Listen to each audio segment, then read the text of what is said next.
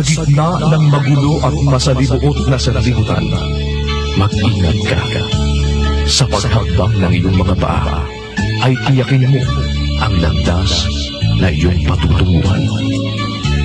Mga minamahal, huwag kayong magsipaniwala sa bawat espiritu, kundi inyong subukin ang mga espiritu kung sila'y sa Diyos, sapagkat maraming nagsilitaw na mga bulaang propeta sa sanlibutan.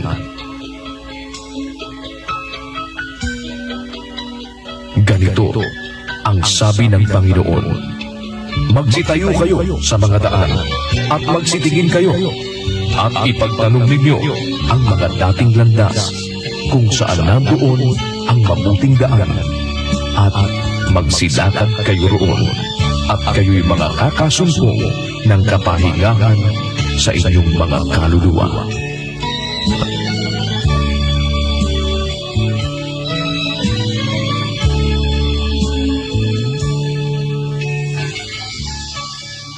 Sa relihiyon, ang pinag-uusapan na kaluluwa. At pag yan ay naipahamak mo, wala ka ng paraan para mabawi pag nakuha yan ng demonyo. Ngayong nakasumpong ka ng mabuti, huwag kang magpatumpik-tumpik, huwag kang magpa-delay-delay, huwag kang magpabukas-bukas. Pagkakasumpong mo ng mabuti, gawin mo agad. Kailangan lang ang gagawin mo, ang sasabihin mo, ang gagastusin mo, kailangan nakasulat. Amen?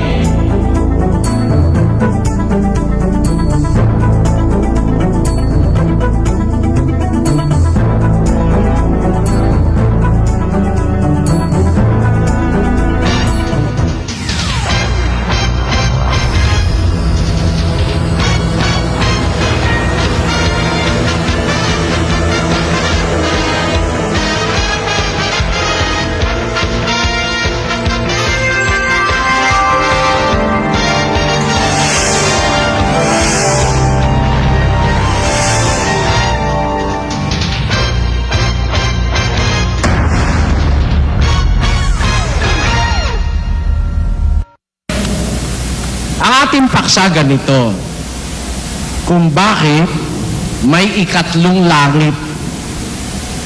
Alam nyo, maraming katuruan tungkol sa langit. May nagtuturo, ito raw ang langit. May nagtuturo, isa lang ang langit. May nagtuturo, wala raw langit. Naniniwala kayo? Naniniwala ba kayo? May nagtuturo, walang langit? Kilala niyo kung sino? Sino? Si Papa John Paul II. Sinabi niya sa isang pahayag niya sa Vatican, ang ganito, babasahin natin ang pahayagang Today. Issue noong August 6, 1999, Friday, issue ng Today.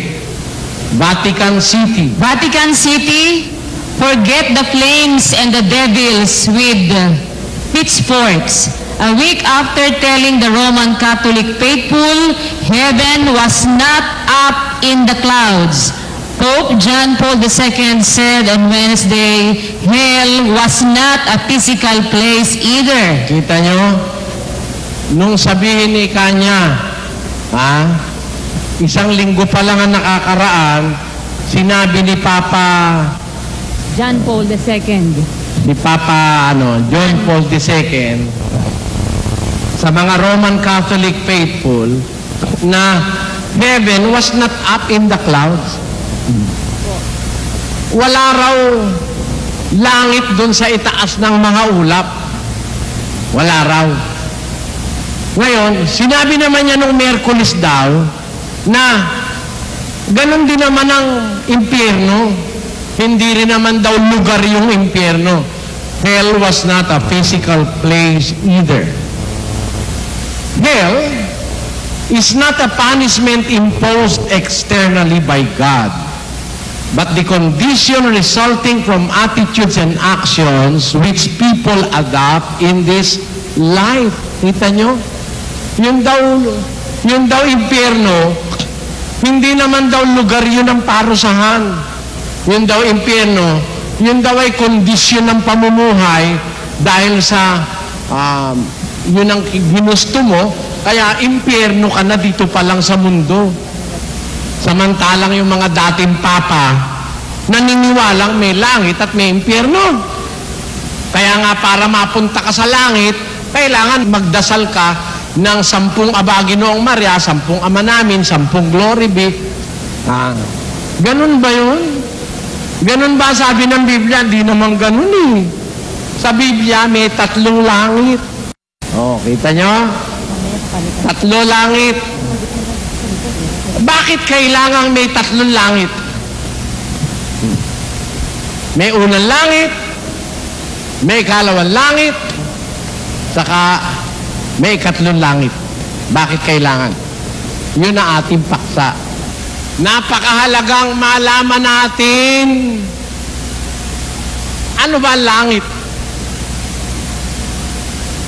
Langit lang tayo ng langit. Ano ba langit? Pag sinabi ba langit, mabuti? Sagot, mga kapatid. Pag sinabi ba langit, mabuti? Kasi, kung di natin malalaman talaga yung kahulugan ng langit, ano ba yun? Langit tayo ng langit eh. Kaya ngayon, tuturuan ko kayo ng tamang paggamit ng salitang langit. Heaven. Langit. Pagka nagmamahal ka, ang aking nilalangit. Ayan ang sabi ng mga Tagalog eh, no? Nilalangit. Ibig sabihin niya eh, yung kanyang minamahal, sinisinta, tinitingala niya, nilalangit niya. Ha? Alam nyo, napapasil siguro kayo, no? Bakit ako nagsasalita ng ganito? Kasi nga, ang pag-aaralan natin, yung 3 langit. Ano ba yun? How will it affect our lives? How important is it knowing the 3rd heavens with regards to our salvation? Why do we have to be informed about what is the 3rd heaven? Is there really a 3rd heaven? Or is it true, according to other belief, that there are 7 heavens and there are 7 archangels? Is that true? The Bible speaks of 3 heavens. What is the 3rd? What is the condition of the 3rd heaven? What is the 1st and the 2nd heaven? Ang langit pala, mga kapatid. Ang langit, marami ka palang dapat maunawaan sa langit. There are so many things that you must understand upon hearing the word heaven. Heaven. Langit. Napakaraming bagay na dapat nating maintindihan pag sinasabi yung salitang langit. Pero ano yun? Ano yung mahalagang maintindihan natin sa langit? Ayon sa ating paksa, meron pong 3 langit. Bakit may 3 langit? Ano ang dahilan sa Biblia at may 3 langit? Ba't kailangan may 3? Meron namang una, meron pang ipangalawa. Bakit pa may kailangan pang 3 langit? At ano ba yung unang langit? At ano ba yung ikalawang langit? Mga kapatid, medyo malayo-layo yung ating lalakbayin ngayon. Makinig kayo mabuti, umunawa kayo, at pakikita ko sa inyo, sa lupa, walang langit. Sa lupa, walang impyerno. Tandaan nyo. Kasi dadating ang panahon, bago parusahan ang masasama, mawawala ang lupa. Ay, paano mangyayari na? Nandito na langit, nandito pa rin na impyerno. Bago magparusa ang Diyos, mawawala muna ang lupa. Gusto nyo basahin natin? Pakinggan nyo sa Apokalipsis, Kapitulo 20, versikulo 11. Basa. At nakita ko ang isang malaking luklukang maputi. Nakakita si San Juan ng isang malaking luklukang maputi. Tuloy. At ang nakalukluk doon, nasa kanyang harapan, ang lupa at ang langit ay tumakas at walang nasumpungang kalalagyan nila. Yun. Nakita ko ang isang a great white throne. And him that sat on it, from whose face the earth and the heaven fled away, and there was found no place for them. Nakita ko ang isang luklukang maputi at sa harap ng nakalukluk doon, sa harap niya, ang langit at ang lupa ay tumakas at walang nasumpungang kalalagyan nila. Binawala yung langit at lupa. Ano sumunod na pangyayari? Tuloy. At nakita ko ang mga patay. Nawala na yung langit at lupa niya, na. Nakita niya ngayon yung mga patay. Ano sabi? Malalaki at maliliit na nangakatayo sa harapan ng luklukan at nangabuksan ang mga aklat at nabuksan ang ibang aklat na siyang aklat ng buhay at ang mga patay ay hinatulan ayon sa mga bagay na nasusulat sa mga aklat ayon sa kanilang mga gawa. Nakita nyo? Nawala na yung langit at saka yung lupa nung makita niya yung mga patay nakatayo naman doon sa harapan ng luklukan. Standing before the great white throne, the dead, small and great. And the books were opened, and another book was opened, which was the book of life. And the dead were judged according to the things written in the book, according to their works, ayon sa kanilang mga gawa. Sa makatwid, yung palang paghatol sa mga patay, magaganap pagkatapos na mawala yung langit at lupa. Saan mo dadalhin ngayon itong mga patay na ito? Kung ang langit ay nasa lupa at ang impyerno ay nasa lupa na rin, nawala na yung lupa. Nawala pa rin yung langit. Saan mo dadalhin mga patay? May langit ba? Meron. Ilan ang langit? 3. Bakit kailangan 3 ang langit?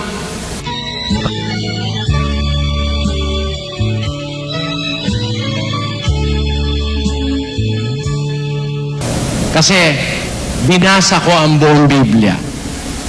There are 3 heavens. Patunayan natin, babasa tayo sa 12:2 ng 2 Korinto, mga kapatid. Basa.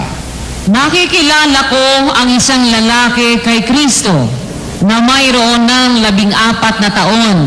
Maging sa katawan, aywan ko. O maging sa labas ng katawan, ewan ko. Diyos ang nakaalam na inagaw hanggang sa 3 langit. Ayun. Mayroon sinasabi ang tapat na apostol. That is the Apostle Paul.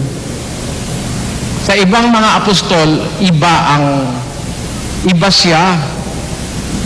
Wala siyang kapareho sa ibang apostol. Nakaranas siyang madalas ng extraordinary things in life. Unang-una, yung pagkakatawag sa kanya ni Kristo, iba. Hindi kagaya ng ibang mga apostol na nung tawagin nandito pa si Kristo sa lupa. Si Pablo nung tawagin, nakaakyat na si Kristo sa langit. Pero habang nag-uumapaw yung kanyang pagnanais na ipapatay ang mga Kristiyano, punta siya sa daang sa Damasco, yung tinatawag na daang Matwid. Meron siyang nakitang liwanag na bumulag sa kanyang paningin sa loob ng 3 araw. Ayan. Doon sa liwanag na yun, nagsalita sa kanya ang Panginoong Jesus. Pablo, o Saulo, Saulo, bakit mo ako pinag-uusig? Sino ka baga, Panginoon, na aking pinag-uusig? Ako'y si Jesus na taga Nazaret na iyong pinag-uusig. Subalit magtindig ka, pumunta ka sa Jerusalem, sasabihin ko sa iyo kung ano ang dapat mong gawin. Tapos, inutusan ng Panginoon si Ananias, puntahan mo si Saulo. Siya'y isang sisidlang hirang sa akin. Ipahahayag ko sa kanya kung gaano karaming bagay ang nararapat niyang tiisin dahil sa aking pangalan, upang madala niya ang aking pangalan sa mga hari, sa mga anak ni Israel at sa mga hintil. Kaya doon nagumpisa ang ministeryo ni San Pablo. Nakaranas siya ng isang pangyayaring makakita ka ng ilaw, ano? Si San Pablo nakakita ng ilaw, ng liwanag, nakarinig siya ng tinig, nakikipag-usap sa kanya. May saksi siya. May saksi siya. Although yung mga kasama niya, hindi naririnig kung ano yung sinasabi ng tinig, narinig nila yung tinig, nakita rin nila yung ilaw, yung liwanag. May saksi, hindi nag-iisa si Pablo nung mangyari yon. Kaya si Pablo, meron siyang mga experience na kakaiba sa ibang apostol. Ang isa dyan, nung siya ay, sabihin niya, nakakakilala ako ng lalaki kay Kristo. Meron ng 14 na taon. Sa katawan, ewan ko. Sa labas ng katawan, ewan ko. Diyos ang nakakaalam. Kung hindi mo iintindihin yung sinabi ni Pablo, hindi mo talaga maiintindihan. Biro mo, kilala niya raw yung lalaki. Tapos sa loob ng katawan, ewan ko. Sa labas ng katawan, ewan ko. Diyos ang nakakaalam sa kanya. Akala ko ba kilala mo? Ba't ewan mo? Ayan. Ganito yun. Actually, siya yun eh. Siya yun. Kaya niya sinabing, ewan ko, hindi niya alam sa loob at labas ng katawan. Hindi niya alam kung ano siya noon eh. Nag-iigting ang kanyang pag-uusig sa iglesia. Gusto niyang maipapatay mga Kristiyano. Doon dumating yung pagkakataon, nakakita siya ng ilaw, nakarinig siya ng tinig ng Panginoong Jesus. Hindi niya alam kung ano siya eh. Dahil alam niya, Hudyo siya eh. Yung pala, chosen vessel siya. Sisidlang hirang. Diyos ang nakakaalam nung oras na yon kung ba't siya tinawag. No? Siya sa kanyang sarili, di niya kilala eh. Ang katunayan, kung itutuloy natin. Tungkol sa taong yaon, ako'y magmamapuri. Yun, tungkol sa taong yun, magmamapuri ako. I will glory about that person. But, ngunit tungkol sa aking sarili, ay hindi ako magmamapuri. Maliban na sa aking mga kahinaan. Ayun. Sa sarili niya, hindi siya nagmamapuri. Pero tungkol sa lalaking yaon, ako'y magmamapuri. Pwede niyang ipagkapuri yung lalaki. Biro mo, agawin ka na kung paano ang lalaking yaon ay inagaw hanggang sa 3 langit. Sino ba naman kaya makakarating sa 3 langit? Biro mo, buhay na buhay kay makarating ka sa 3 langit. Buhay na buhay siya, no? Inagaw siya hanggang sa 3 langit. Tungkol dun sa lalaking yaon na inagaw hanggang sa 3 langit, magmamapuri ako. Ba, talaga naman, ikaw man ang makarating sa 3 langit. Obo, ang sabi ng Biblia, tungkol sa kanya, magyayabang ako, magmamapuri ako, sabi ni Pablo. Talaga naman, biro mo makarating ka naman sa langit. Sa 3 pa. Alam niyo ba kung ano yung 3 langit, mga kapatid? Kung ano nandun, nakarinig siya ron. Basahin nga natin, kapatid na Willie. Kung paano 12:4 na kung paanong siya'y inagaw sa paraiso at nakarinig ng mga salitang di masayod na hindi nararapat salitain ng tao. Kita nyo? Nakarinig siya doon ng mga salitang hindi masayod, na hindi nararapat salitain ng tao. Tamo? Kaya withheld yun eh. Hindi sinabi ni San Pablo kung ano yung narinig niya na yun. Ngayon yung iba nagsabi, hindi raw si Pablo yan. Si Pablo nga yan. Bakit? Sino magkukwento kung hindi siya yan? Narinig niya yung salitang hindi dapat salitain ng tao. Pwede niyo ba ikwento yan sa iba? Wala naman pwede mag-relay niyang istorya na yan kundi siya rin. Siya nga yun eh. Kaya natin patunayang siya yun. Kaya lang, hindi ito ang oras. We have now a witness, a scriptural witness, that there really is a third heaven. Therefore, we don't have any reason to doubt that there really is a third heaven. Mayroong ikatlong langit. Amen? Amen. Okay na? Okay na sa inyo? Naniniwala na kayo may ikatlong langit? Bakit ako naniniwala? Nabasa ko eh. Hindi ko naman basta sinabi, may ikatlong langit dahil kinuwento sa akin ng barbero sa kanto. Hindi naman ganun eh. Dahil yun nabasa ko, sa lahat ng Biblia, sa lahat ng Biblia, nakasulat may ikatlong langit. O ngayon, ang tanong natin, ilan ang langit? 3! May nabasa ba tayong 3? Wala! Ang nabasa natin, 3. Pero kung marunong ka magbilang, kaya nagka-3, may una at saka 2. Di ba ganun yung mga kapatid? Basahin natin. 13:18. Dito'y may karunungan. Ang may pagkaunawa ay bilangin ang bilang ng hayop, sapagkat siyang bilang ng isang tao, at ang kanyang bilang ay 666. Galing ano? Dito sa Biblia, sabi, dito'y may karunungan. Ang may unawa, he who hath understanding, count the number of the beast, and it is the number of a man. The number of the beast is 666, or 666. Therefore, in the Bible, you have to consider the wisdom of mathematics. In here is wisdom, according to John. He who hath understanding, count the number of the beast. Ang may unawa, bilangin ang bilang ng hayop, sapagkat siyang bilang ng isang tao, at ang kanyang bilang ay 666. Sa Biblia pala, di naman bawal magbilang.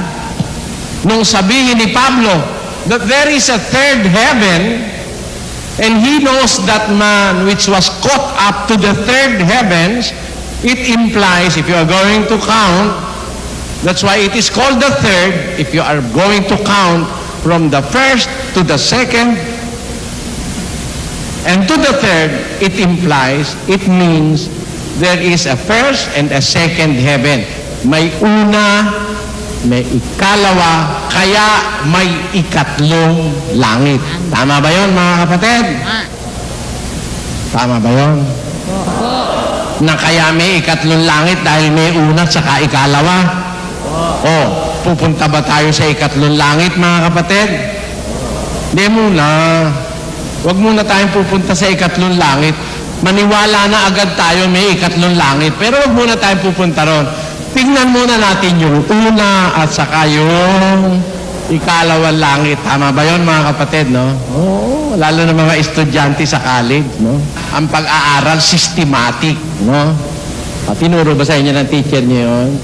A group of apples, a group of banana, a group of 10 little Indians. No? Grupo-grupo yan eh. Tama?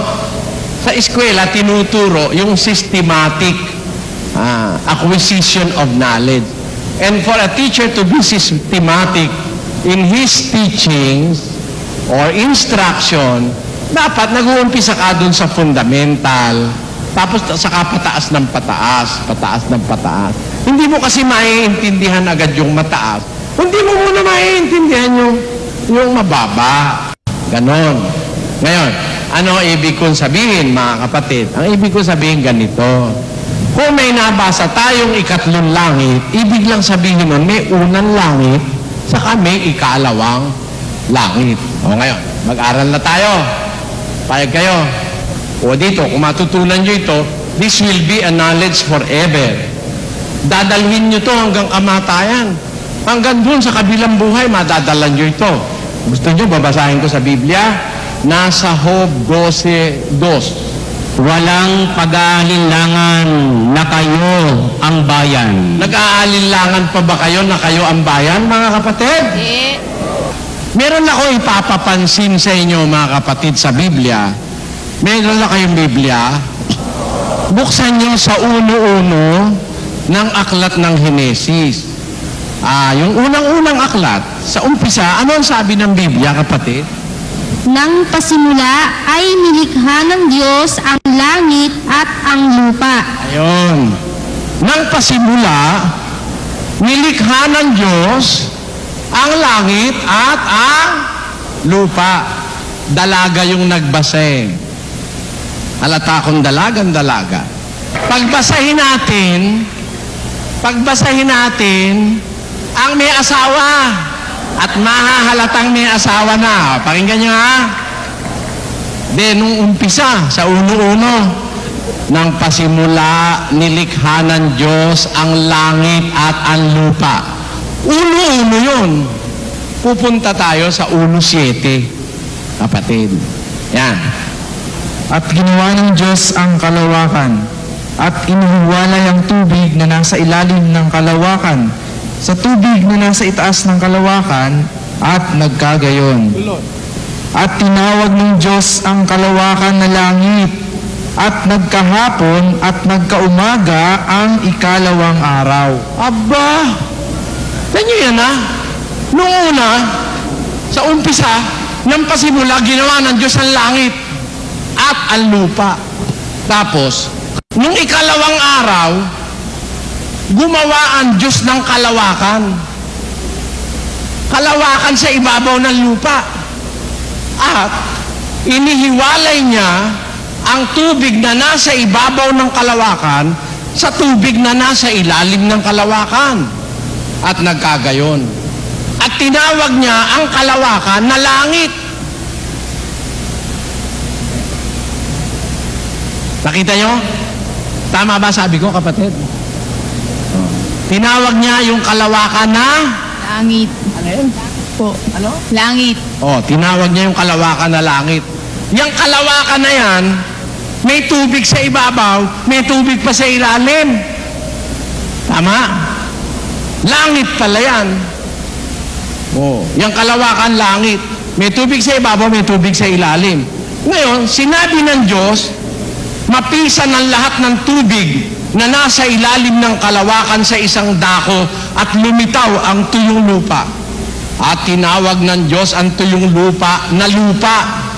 At ang kapisanan ng tubig ay tinawag niyang dagat. At nagkagayon.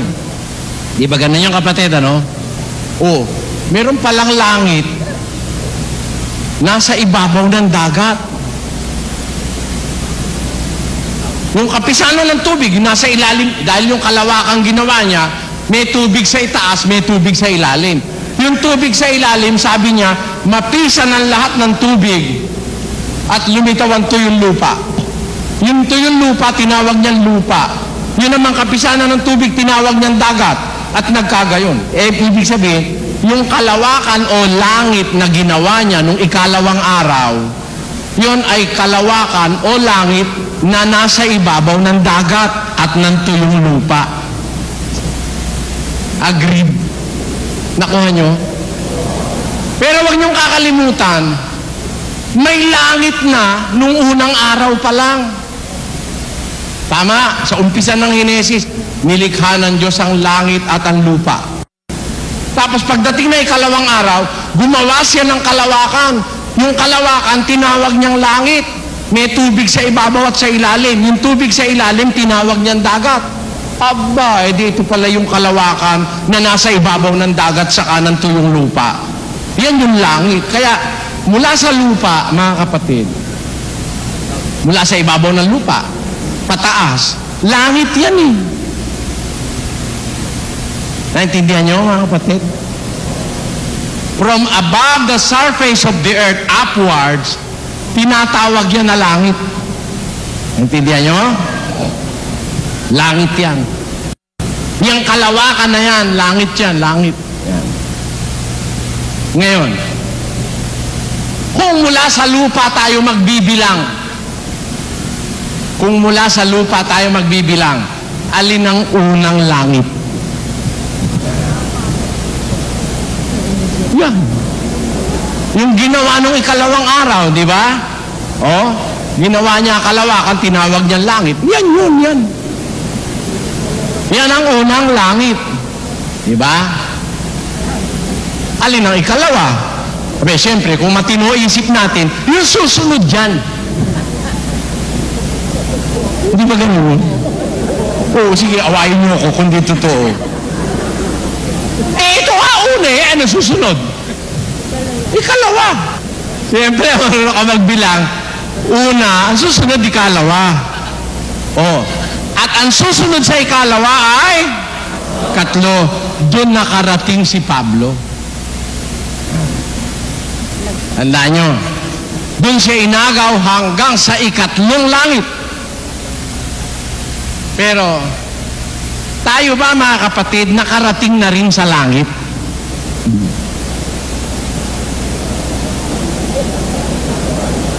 Tayo ba, nakarating na rin sa langit? O ako, nakarating na eh. O, sumakay ako sa eroplano. O, bakit? Ang sinasabi ng Bibliang unang langit, yung langit na may tubig sa ilalim at may tubig sa ibabaw. Yun ang una kung magbibilang ka sa earth. Agree? Pero kung magbibilang ka sa order of creation, ang nauna, yung langit na hindi ito. Tama? Kasi, nang pasimula, nilikha ng Diyos ang langit at ang lupa. Eh, nung ikalawang araw, gumawa pa siya ng isang langit. Yun nga yung langit na may tubig sa ilalim, may tubig sa ibabaw. Yun nga yung immediate atmosphere natin. Ang tawag dyan yung immediate atmosphere of the earth. Yung unang langit. Yan. Yan ang unang langit. Kung mag-umpisa kang magbilang mula sa earth, sa ibabaw ng mundo, yan ang unang langit. Pero kung sa paglalang, merong mas nauna riyan. Yung nilalang, bago nag-umpisa ang unang araw. Yun. Ngayon, walang duda na meron talagang mga langit. Mga langit. Kaya sa Biblia, dun sa translation from the Hebrew, in the beginning God created the heavens and the earth. En el principio, creó Dios los cielos y la tierra. Cielos implies that there are heavens. It is not definite whether there are 3 or 2, but definitely they are in the plural. Heavens. In the beginning, God created the heavens and the earth. And on the second day, He created the heaven which contained water above and beneath. That is the space immediately after the surface of the earth. That is a heaven. Yan ay langit. Nakarating na ako dyan sa langit na yan. Kaya tama yung sabi ng Biblia. Yan langit na yan, may tubig sa ibabaw, may tubig sa ilalim eh. Alam niyo kung bakit? May ulap eh. Hindi ba yung ulap may tubig yun? Oh. Kaya yan langit na yan, may tubig sa ilalim, may tubig sa ibabaw. Oh. Ngayon, nakarating na ako dyan sa unang langit. Di lang masyado mataas. Kayo rin. Di ba? Ay, tumaas ka lang, sakop na ng langit yan eh. Yung space na yan, yung kalawakan na yan, langit yan. Pero meron pang isang langit. yung kasunod niyan. Meron pa rin isa, yung kasunod pa niyan. Tingnan nga natin yung ideya, asan ba yung langit na yun? Yun ba pababa? O pataas? Pataas ba yun? Basa. Pakinggan nyo ha. Sa isang talata, Nehemias 9:6. Basa. Ikaw ang Panginoon, ikaw lamang. Ikaw ang lumikha ng langit, ng mga langit, pati ng lahat na natatanaw roon, ng lupa at ng lahat na bagay na nangaroon, ng mga dagat at ng lahat na nangaroon, at iyong pinamalaging lahat, at ang hukbo ng langit ay sumasamba sa iyo. Inyo, napansin nyo yung sinabi na yon? Ikaw ang Panginoon, ikaw ang lumikha ng langit, tapos ng langit, ng mga langit. Sa Biblia meron tinatawag na heaven of heavens. Sa ibabaw ng langit, meron pa langit ng mga langit. Ulitin natin ha, kapat nawili, pakiulit. Ikaw ang Panginoon, ikaw lamang. Ikaw ang lumikha ng langit, ng mga langit. Tanyo? May langit na, meron pa langit ng mga langit. Biro mo, yung langit, lumalangit pa sa ibang langit. Parang, Diyos ng mga Diyos.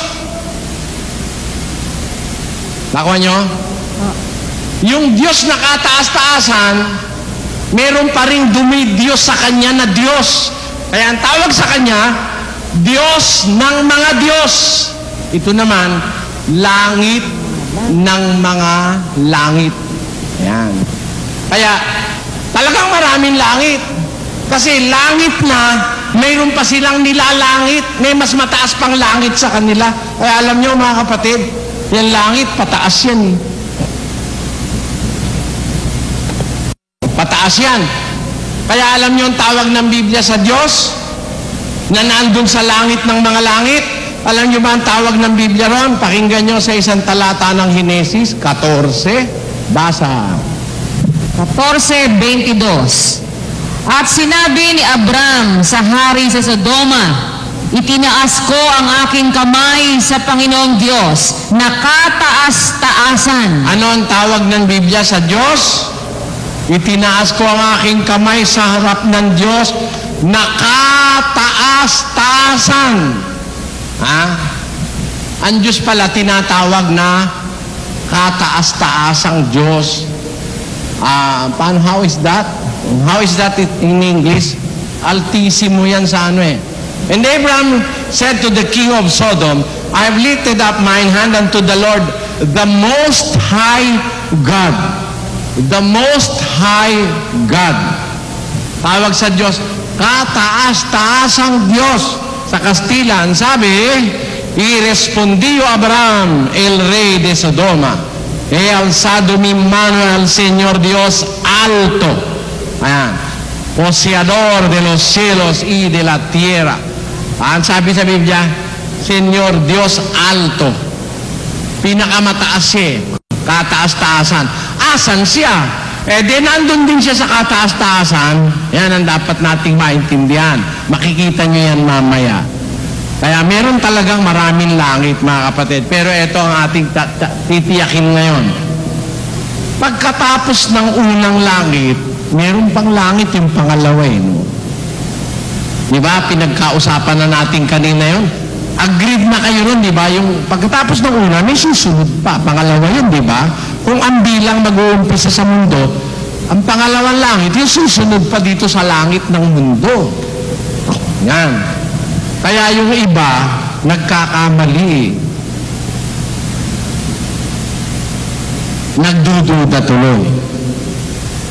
Kasi, ang kanilang mga pastor, wala namang pakialam ang pastor nila kung pahamak sila, kung maligaw sila.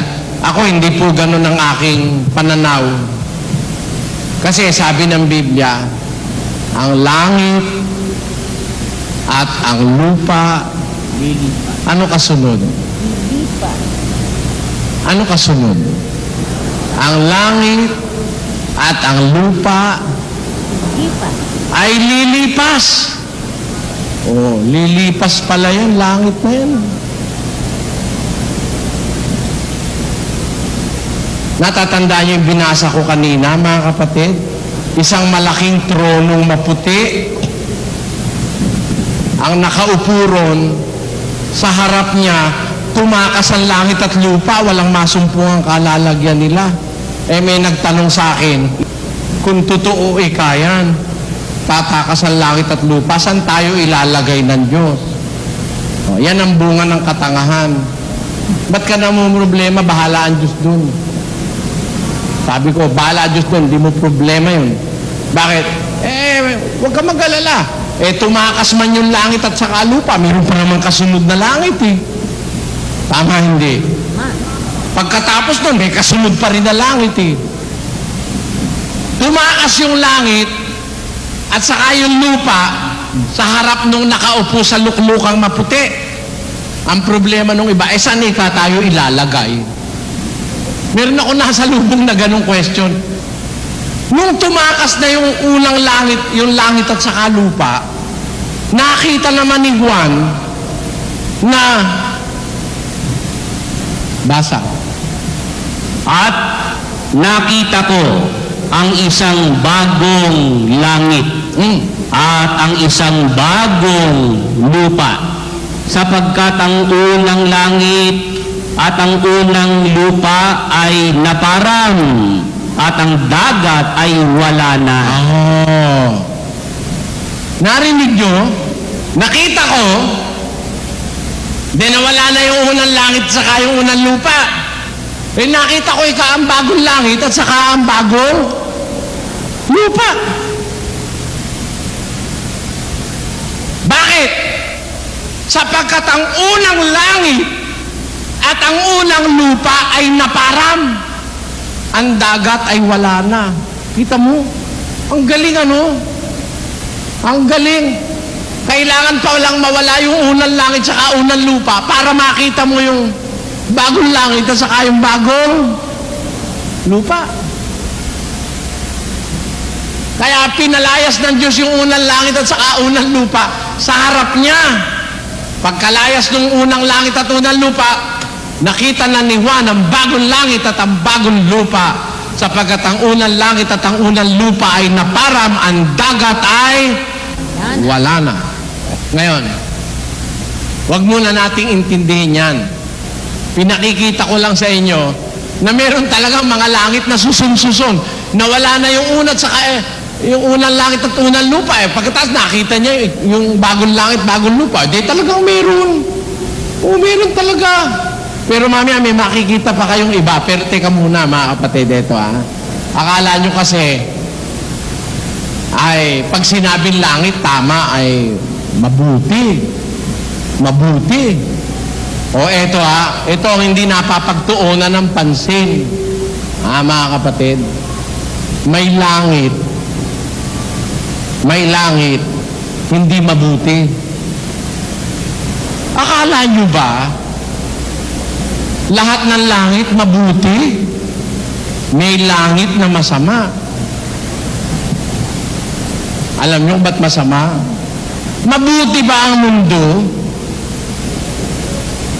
Mga kapatid, mabuti ba ang mundo? Mabuti dati. Sabi ng Biblia, nung matapos lalangin ng Diyos lahat ng bagay, 1:31 ng Henesis, nakita ng Diyos ang lahat ng kanyang ginawa, narito, napaka-buti. Ang buti-buti ng mundo. Ano nangyari? Sumpain ang lupa dahil sa'yo, Adan. Dahil sa kasalanan ni Adan, sabi ng Diyos, Cursed be the ground because of you. Alam nyo, meron na ring isa pang masama eh. Hindi lang naman ang lupa ang sumama eh. Alam nyo kung alin pa? Basahin natin ang Hebreo 12:26. Na ang tinig na yaon ay nagpayanig noon ng lupa. Datapwat ngayon nangako siya na nagsasabi, minsan pang yayanigin ko, hindi lamang ang lupa, kundi pati ng langit. Yan. Sabi ng Diyos, minsan ko pang yayanigin, hindi lamang ang lupa, kundi pati langit. Hilo mo, yayanigin yung langit. Bakit? Ano ibig sabihin at yayanigin niya langit? Basa. At itong salita, minsan pa ay pinakakahuluganan ang pag-aalis niyong mga bagay na niyanig upang mamalagi ang mga hindi niyanig. Kita nyo, ang kahulugan pala nung sinabi ng Diyos na yayanigin ko, hindi lang ang lupa, kundi pati ang langit. At itong salitang ito, sabi ni San Pablo, ay pinakakahulugan na ng pag-aalis ng mga bagay na niyanig upang mamalagi ang hindi niyanig. Amen? Amen. We agree to that. Ang pagyanig, palatanda ang aalisin ng niyanig. Sasabihin, ang lupa hindi aalisin, mananatili ang lupa, at yan ang mamanahin ng maamo, kami yun. Sige, manahin nyo. Pag hindi naman ako magsasalita, lalabas, wala akong pag-ibig sa inyo. Biro mo, maniwala kang mamanahin mo, itong lupang ito. Sabi ng Biblia, kaya niyayanig ito ng Diyos, at hindi lang ito niyayanigin niya, pati langit, kasi ang kahulugan niyan, aalisin niya ang mga bagay na kanyang niyayanig. Kaya, yung earthquake, lindol, earthquake, nasa dictionary. Ang wala sa dictionary, yung heavenquake. Yayanigin ko pati langit, heavenquake yun. Wala sa dictionary yun. Kaya kung akong gumawa ng dictionary, dadagdagan ko yun. Dahil may batayan ako sa Biblia, sabi ng Diyos, yayanigin ko, hindi lang ang lupa, kundi pati ng langit. Para ipaharamdam niya, ipaalam niya sa tao na ang kahulugan ng pagyanig niya, aalisin niya lahat ng bagay na kanyang niyanig upang mamalagi yung hindi niya yayanigin. Tanong, mga kapatid, mayroon bang langit na mayayanig? Meron ba? Basa. Pakinggan nyo. 24, 29, Mateo. Basa. Tatapwat karakarakang pagkatapos ng kapighatian sa mga araw na yaon ay magdidilim ang araw at ang buwan ay hindi magbibigay ng kanyang liwanag at mga lalaglag ang mga bituin mula sa langit at magsisipangatal ang mga kapangyarihan sa mga langit. Magsisipangatal. Ano ba yung ngatal? Matinding panginginig yun. Mababagsak ang mga bituin mula sa langit. Nako, parang nakikinikimit ako. Asan ba yung mga bituin? Langit. Nasa langit, ano? Asan yung langit na kinaroroonan ng mga bituin? Hindi naman yan langit na yan, ano? Ang nandiyan buwan. Saka araw. Yung mga bituin, mas malayo yun. Millions of light years away. Yung mga galaxy, ang lalaki nun. Mga kapatid, di nyo na lang maiintindihan yun kung sasabihin ko pa sa inyo eh. Ang lalaki nun. Bawat isang galaxy, meron mga 2 bilyong star o bituin. Bawat isang galaxy may 2 bilyon bituin halos. Maraming bilyon-bilyong galaxy. Bawat isa ron, bilyon-bilyon ang bituin. Mahirap na lang maintindihan nyo yun Pero ang maintindihan nyo nasa Biblia, mababagsak ang mga bituin sa langit. Tapos, mangangatal ang mga kapangyarihan sa langit. Kita mo na yan? Meron palang kapangyarihan sa langit. Mangangatal. Anong langit yan? Mangangatal ang mga kapangyarihan sa langit. Bakit? Meron bang mga kapangyarihan dyan sa langit? Babasa tayo, At kayo'y binuhay niya nang kayo'y mga patay dahil sa inyong mga pagsalangsang at mga kasalanan na inyong nilakaran noong una, ayon sa lakad ng sanglibutang ito, ayon sa pangulo ng mga kapangyarihan ng hangin, ng espiritu na ngayon ay gumagawa sa mga anak ng pagsuway. Meron palang tinatawag na pangulo ng kapangyarihan ng mga hangin. The prince of the power of the air. Tanyo? Tingnan ninyo sa Grego. Meron tinatawag na prince of the power of the air. Meron palang power dyan, May power. Alam nyo kung asan dyan yung power na yon? Sa 12 ng Efeso. Basa. Sapagkat ang ating pakikibaka ay hindi laban sa laman at dugo, kundi laban sa mga pamunuan, laban sa mga kapangyarihan, laban sa mga namamahala ng kadilimang ito sa sanglibutan, laban sa mga ukol sa espiritu ng kasamaan sa mga dakong kaitaasan. Meron palang mga espiritu ng kasamaan dyan sa dakong langit, sa dakong kataasan. Basahin nga natin sa English yun, Sister Luz. For we wrestle not against flesh and blood, but against principalities, against powers, against the rulers of the darkness of this world, against spiritual wickedness in high places. Tanyo?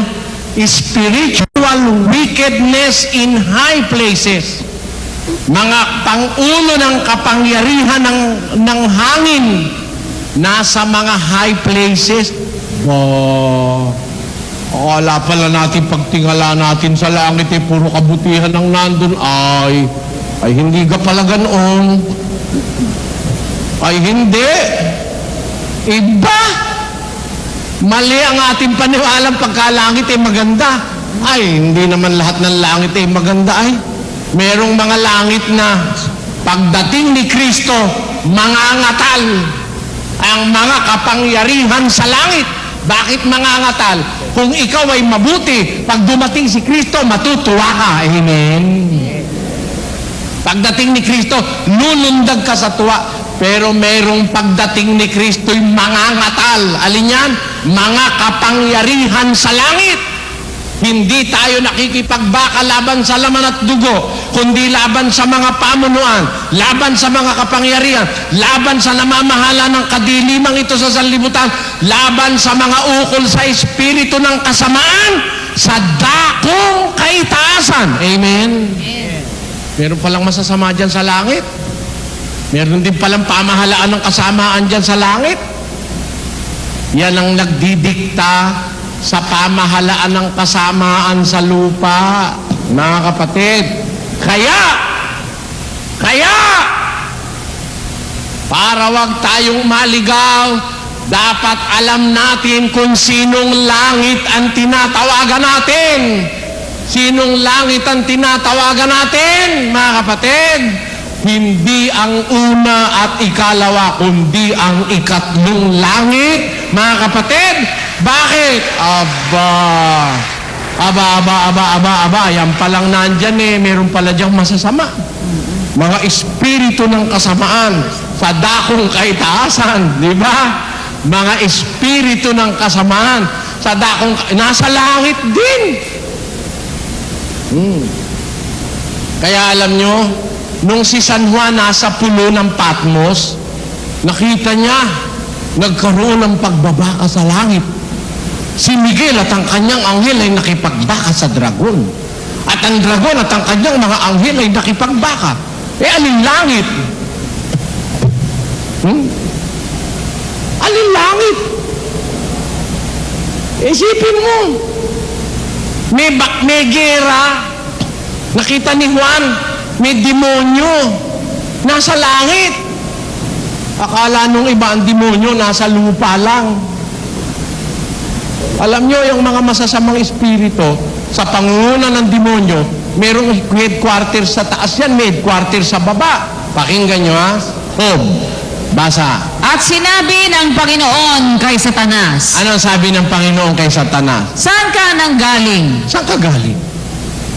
Anong sagot ni Satanas? Nang magkagayoy, sumagot si Satanas sa Panginoon at nagsabi. Ang sabi? Sa pagpaparot parito sa lupa at sa pagmamanhik manaog doon. Kita nyo? Nagpapanik panaog pala demonyo. Pagka sinabi panhik panaog, ano ba ibig sabihin nun? Di umakyat sa taas. Bakit? Merong prince of the power of the air. Spiritual wickedness in high places. Alam nyo, ang demonyo saka yung masasamang anghel, outcast yun eh. Hindi na pwede sa langit ng Diyos yun eh. Kaya yun, pwedeng nakakapaglakbay. Wala silang pupuntahan eh. Minsan nasa loop. Minsan nasa mga taas-taas dyan. Siguro nandun sa saan ka galing? Satanas? Sa pagpaparot-paron dito sa lupa at saka sa pagmamanhik manaog doon. Naunahan na pala tayo ron. Meron na ring encampment ng demonyo doon sa mga tataas na yon. Ang tawag sa Biblia, Prince of the Power of the Air. Prinsipe ng mga kapangyarihan ng hangin. Mga kapangyarihan sa kaitaasan. Hindi tayo nakikipagbaka sa laman at dugo, kundi laban sa mga pamunuan, laban sa mga kapangyarihan, laban sa namamahala ng kadilimang ito sa sanglibutan, laban sa mga ukol, sa espiritu ng kasamaan, sa dakong kaitaasan. Di ba? Meron pala ron. Kaya alam nyo mga kapatid, huwag basta langit. Huwag basta langit. Baka yung langit lang na first and second class. Ay nako, demonyo makakamit mo doon. May demonyo rin sa langit na yun. May mga demonyo yan. Yan ang mga nagsasagawa ng matataas na kasamaan. Prince of the power of the air. Ayan. Kaya ingat kayo. Ingat kayo, hindi lahat ng langit ng Diyos. Hindi lahat ng langit naroon ng Diyos. Maliwanag ang sinabi ng ating Panginoong Yesus, 14:1. Sabi niya, magsisampalataya kayo sa Diyos. Magsisampalataya naman kayo sa akin. Sa bahay ng aking Ama, maraming tahanan. Kundi ganon, sinabi ko na sana sa inyo, sapagkat ako'y paroroon upang maipaghanda ko kayo ng dakong kalalagyan. At kung ako'y pumaroon at maipaghanda ko kayo ng kalalagyan, ay muling paririto ako at tatanggapin ko kayo sa akin upang kung saan ako naroon, kayo man ay dumuon. Di ba yun ang nakasulat? Saan mo gustong pumunta langit? Kung saan nandoon si Kristo. Yun ang gusto nating langit. Kung saan ako naroon, doon naman kayo dumuon. Langit din yon mga kapatid. Yung pinuntahan ni Kristo, langit din yon. Babalik siya. Pinaghahanda niya lang tayo ng lalagyan. Kapatid, nakiusap ka na ba kay Kristo, bigyan ka rin ng lalagyan? Ako, ang pakiusap ko, kahit doon lang sa kumesulok doon, payag na ako. I will ever be grateful. Magpapasalamat ako ng patong-patong sa Diyos makarating lang ako kahit dun sa pinakasulok ng langit na yon. At hindi ako masisisi ng Diyos pag sinasabi ko ang bagay na ito. Bakit? Nakakita ako ng isang ideya para kahabagan ng Diyos sa buhay na ito. Ang ideya ko'y nanggaling dun sa babae, Panginoon, pagalingin mo po yung anak ko. Nahihirapan po ang anak ko, Panginoon. Binawalan ng mga apostol yung babae. Sunod na sunod, sigaw na sigaw. Ang sabi ng Panginoong Jesus, hindi nararapat kunin ang tinapay at ibigay sa mga aso. Sumagot yung babae, oo, Panginoon, ngunit ang aso man po ay nag-aabang ng mumo na nahuhulog mula sa dulang ng kanyang Panginoon. Hindi po ako humihingi ng tinapay, hindi ako humihingi ng isang buong isda, kahit yung tinik lang may makuha lang akong konti-konting laman at mumo ng tinapay pag yun ay galing sa'yo, napakalaking bagay nun. Yun ang ibig sabihin ng babae, mga kapatid.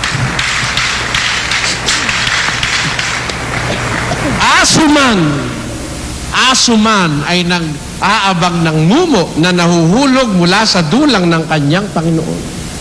Yun ang ideya ko Sabi ko, sana wag akong magkasala pag sinasabi ko, kahit lang ako dun sa, kung meron man sulok yun, kung ano man yun, makarating lang ako ron.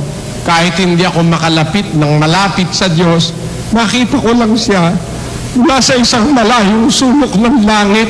Maligayang maligaya na ang puso ko, natiis ko na at tama na, bayad na yung aking ipinagtiis sa mahabang panahon ng pagtitiis ko ng pang-aapi ng aking mga kapwa-tao. Okay na yun, bayad na lahat yun. Matanaw ko lang ang kanyang mukha mula sa isang malayong sulok ng langit, basta langit. Hindi langit na may demonyo pala. Kaya nga pagdating ni Kristo, mangangatal Di ba? Mangangatal ang mga kapangyarihan sa langit. Ang katunayan, Lucas 21. Pakinggan nyo sa isang talata. 21:26. Magsisipang lupaypay ang mga tao dahil sa takot. At dahil sa paghihintay ng mga bagay na darating sa ibabaw ng sanglibutan, sapagkat mangangatal ang mga kapangyarihan sa mga langit. Kita nyo, palagay nyo, sino yung mga yan? Asan niya? Nasa langit Pero pagdating ni Kristo, mangangatal sila. Manginginig sila sa takot. Di nasa langit yan. Yan ang mga kapangyarihang nasa itaas sa langit. Yung langit na yan. Pero tandaan nyo, hindi yan yung langit na pinuntahan ni Kristo. Alin ba yung langit na pinuntahan niya? Pakinggan nyo, sa Lucas pa rin, ganito ang ating mababasa. Basa. 23:42. At sinabi niya, Jesus, alalahanin mo ako pagdating mo sa iyong kaharian. Ayun, sabi nung magnanakaw na kondinado na, wala na rin panahon para siya mabotismuhan. Parang wala na siyang pag-asa. Nakita niya si Kristo pala talagang anak ng Diyos. Sabi niya sa Panginoong Jesus, Jesus, alalahanin mo ako pagdating mo sa kaharian mo. Mapapansin niyo yung sabi nung magnanakaw? Parang kulang pa sa paggalang Tinawag niya lang Panginoong Jesus, Jesus lang Jesus, alalahanin mo ako pagdating mo sa iyong kaharian. Ano sabi ng Panginoong Jesus? At sinabi niya sa kanya, katotohanang sinasabi ko sa iyo ngayon, ay kakasamahin kita sa paraiso. Ano ba hinihingi ng tao? Isama sa kanyang kaharian. Anong sagot ni Kristo? Kakasamahin kita sa Paraiso. Paraiso. Asan ba ang kaharian ni Kristo? di nasa paraiso. Tama ba yun? Ang hiling nung tao, isama mo ako sa kaharian mo pagdating mo kakasamahin kita sa paraiso. Hindi naman irrelevant si Kristo He's always sensible. In fact, He is the most sensible preacher in every time. Si Kristo ay sensible preacher. Kaya ano sabihin nung magnanakaw, alalahanin mo kung pagdating mo sa kaharian mo, ang sagot niya sensible. Bayaan mo, kakasamahin kita sa paraiso. Sinasabi ko sa iyo ngayon pa. Kakasamahin kita sa paraiso. Asan yung kaharian ni Kristo? Nasa paraiso. Diba? Tanungin natin si San Pablo. San Pablo, asan ba yung paraiso? Pakinggan nyo, babasa tayo. Pakinggan nyo mabuti mga kapatid. 12:1, patuloy hanggang 5. Basa. Kinakailangang ako'y magmapuri. Ngunit, Bagaman ito'y hindi nararapat. bakit? Ngunit aking sasaysayin ang mga pangitain ko at mga pahayag ng Panginoon. Tayo, nakikinig kayo? Kinakailangang ako'y magmapuri, sabi ni Pablo. Bagaman ito'y hindi nararapat. Hindi naman nararapat ito pero kailangan Kundi, sasaysayin ko ang aking mga pangitain at ang mga pahayag ng Panginoon. Nakakita pala siya ng pangitain at nakarinig siya ng pahayag ng Panginoon. Tuloy.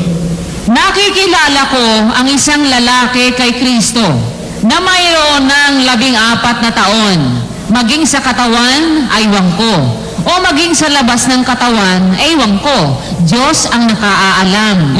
Na inagaw hanggang sa 3 langit. Inagaw pala yung lalaki sa 3 langit. Tungkol sa taong iyon, ako'y magmamapuri. Ngunit tungkol sa aking sarili, ay hindi ako magmamapuri. Maliban na sa aking mga kahinaan. At nakikilala ko ang taong yan. Maging sa katawan o sa labas ng katawan, ewan ko, Diyos ang nakaalam na kung paanong siya'y inagaw sa paraiso. Kita nyo? Yung palang 3 langit, nandun pala yung paraiso. Doon siya inagaw sa 3 langit, inagaw siya sa paraiso. At nakarinig ng mga salitang di masayod na hindi nararapat salitain ng tao. Yung palang 3 langit nandun pala paraiso. Yun pala ang sinabi ni Kristo dun sa magnanakaw, kakasamahin kita sa paraiso. Yung palang paraiso nasa 3 langit. Kaya yun ang langit na dapat nating marating mga kapatid Yun ang kataas-taasang langit. Nandun ang kataas-taasang Diyos. Nandun ang ating Panginoon Kristo. Nandun ang bahay ng ang Ama. Sabi ni Kristo, sa bahay ng aking Ama maraming tahanan. Kung hindi ganon, sinabi ko na sana sa iyo. Alam nyo, nung maintindihan ko yun, nalula ako Maari, tanong nyo sa akin kung bakit. Sabi ni Kristo, sa bahay ng aking Ama, maraming tahanan Marami. Hindi konti, marami. Dyan lang sa langit dyan, yung malapit-lapit lang, ang daing-daing galaxy. Bilyon-bilyon ang galaxy. Bilyon-bilyon ang bituin. Susunugin lang yan Pwede lalo naman siguro yung pagkarami-rami nung mga bahay nung Amaron. Sa bahay ng aking Ama, maraming mansion. In my Father's house are many mansions. Pag sinabing many, talagang many. Dito ang dai. Yung mga bituin, yung mga galaxy, ang dami. Hindi naman, daing tahanan yan. Ang dai-dai kasi nakatira dyan ngayon, mga demonyo, iba dyan Kaya makita ko, sabi ko, nung makita ko yung ulat ng pinakahuling ulat, na nakita nung Hubble Space Telescope, yung palang galaxing alam nila wala pa sa kalahati nung dati nilang alam. Yung nakita nila ngayon, yung palang nakikita nilang parang ulap-ulap, hindi naman pala ulap yun, galaxy pa rin yun. At hindi basta galaxy, kundi clusters of galaxy. Ibig sabihin, mga grupo-grupo ng galaxy, na bawat isang galaxy, bilyon-bilyon ang bituin. At sa bawat bilyon-bilyon na yon, pwedeng mayroong planetary system. At ganun ang ating mundo. Isang galaxy, yung Milky Way, nandun tayo. Sa Milky Way, nandun yung Sun at saka yung solar system. No? Kapiraso lang tayo. Ang laki-laki na nung galaxy natin. Laki-laki na nga eh. Diba, mundo, Pilipinas lang, nakakalula sa laki. Tuldok lang yan sa mapa eh. Buong mundo pa, buong solar system pa, buong galaxy pa, buong universo pa, pagkalaki-laki nun. Pero, ang ating Panginoong Jesus, ang ating Diyos, nasa paraiso. Ang paraiso, nasa ikatlong langit, at doon niya dadalhin ang kanyang mga lingkod. Paparoon ako. Paparoon ako, sabi ni Kristo. Ipaghahanda ko kayo ng kalalagyan. At kung kayo ipaghanda ko na ng kalalagyan, muling paririto ako upang tanggapin ko kayo sa akin, upang kung saan ako naroon, doon din naman kayo tumuon. Amen? Saan siya pupunta? Saan siya pumunta? Nasa ikatlong langit. Nandun. Okay yun. Kala nyo, tapos na roon? Hindi pa tapos, hoy. Ha? Meron pang napakagandang mangyayari sa ikatlong langit. Alam nyo kung alin yun? 21:1-2. Basa. At nakita ko ang isang bagong langit at ang isang bagong lupa, sapagkat ang unang langit at ang unang lupa ay naparang, at ang dagat ay wala na. At nakita ko ang bayang banal, ang bagong Jerusalem, na nananaog mula sa langit buhat sa Diyos. Aba. How wonderful to know. How wonderful to know. You really care. Nung mawala na pala yung unang langit sa unang lupa, nakita ni Juan, bumababa ang bayang banal, ang bagong Jerusalem, nananaog buhat sa langit. Tanyo, wala na yung unang lupa, wala na yung unang langit. Diba? Nakita niya yung bagong lupa at bagong langit. Tapos, nakita niya yung bagong Jerusalem, yung bayang banal, bumababa buhat sa langit, buhat sa Diyos. Hindi nga matututulan, meron nga talagang langit pa ron. Nawala na yung una eh. Tapos may binabaan pa yung bagong langit at saka pagkalakit, lawak-lawak pala talaga ng langit. Biro mo yung bagong langit at saka yung bagong lupa, bababa mula sa langit. Nung bumaba, wala na yung unang lupa at saka yung unang langit. Bababa yung bagong langit at bagong lupa mula sa langit, yung bagong Jerusalem. Nung makita niya yon, wala na yung unang lupa at saka unang langit. Hindi, wala sa Davao. Naintindihan nyo? Opo. Diba? Ulitin ko yung 21:1 ha. 21:1 hanggang 2. Basa. At nakita ko ang isang bagong langit at ang isang bagong lupa. Bakit bago? Sapagkat ang unang langit at ang unang lupa ay naparang. Hindi, nawala na pala ang Mindanao. Opo. Tama ba yun? Tama. Ulit. At nakita ko ang isang bagong langit at ang isang bagong lupa. Bakit niya nakita yung bagong langit, bagong lupa? Sapagkat ang unang langit at ang unang lupa ay naparang. May Mindanao pa. Wala na. Hindi ba ang Mindanao ay bahagi ng unang lupa? Opo. Tama? Tama. Ang Luzon, bahagi ba ng unang lupa? Bahagi. Naparang na. May Luzon pa ba? Wala na. Lalong wala ng Mindanao. Amen? Amen. Tapos, nung mawala na yung unang langit at unang lupa, ibig sabihin, wala na itong mundong ito, nakita niya ngayon yung bagong langit at bagong lupa. Tapos, At ang dagat ay wala na. Wala na rin pati dagat. Tapos, At nakita ko ang bayang banal, ang bagong Jerusalem, na nananaog mula sa langit buhat sa Diyos. saan manggagaling ang bagong Jerusalem? Saan? Mula sa langit, buhat sa Diyos. Alam niyo kung tignan ko kayo rito, ang suswerte niyo naman. Alam niyo kung bakit? Ano masasabi niyo? Mapapalad kayong mga dukha! Sapagkat sa inyo ang kaharian ng Diyos. Mapapalad kayong nangagugutom ngayon sapagkat kayo'y pupusugin. Mapapalad kayo na mga pinag-uusig dahil sa katwiran. Mapapalad kayo kung kayo aalimurahin ng mga tao, pagsasalita ng saring-saring masasama dahil sa aking pangalan. Magagala kayo sa araw na yaon. Lulukso kayo sa kagalakan sapagkat malaki ang ganti sa inyo sa langit. Amen! Napakaswerte ng kongregasyong ito sa lahat ng kongregasyon sa mundo. Bakit? Bakit?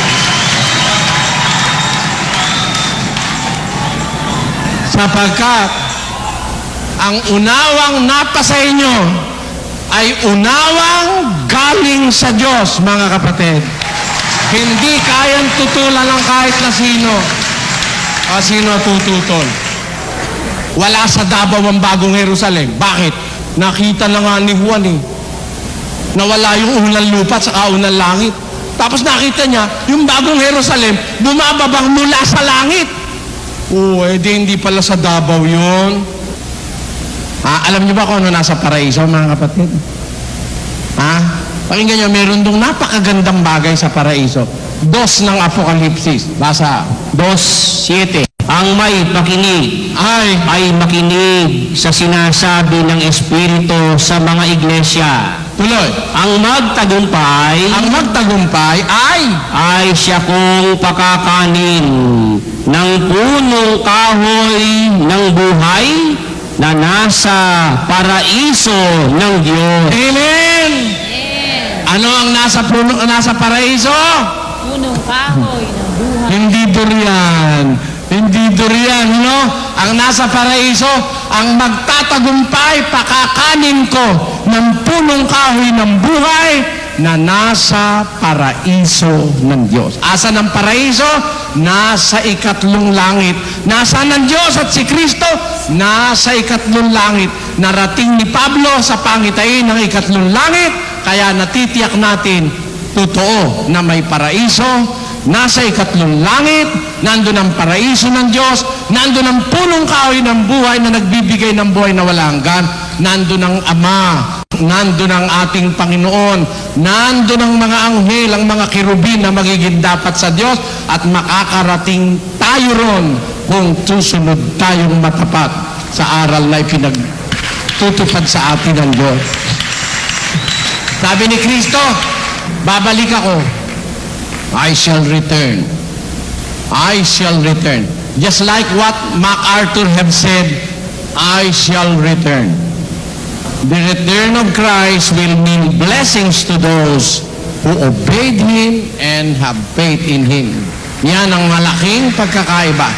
Pero, ang pagbabalik ni Kristo, mangangahulugan ng pangangatal ng mga kapangyarihan sa langit. Mai-imagine nyo, mga kapatid, diyan sa matataas na lugar diyan, may masasama pala diyan. Masama.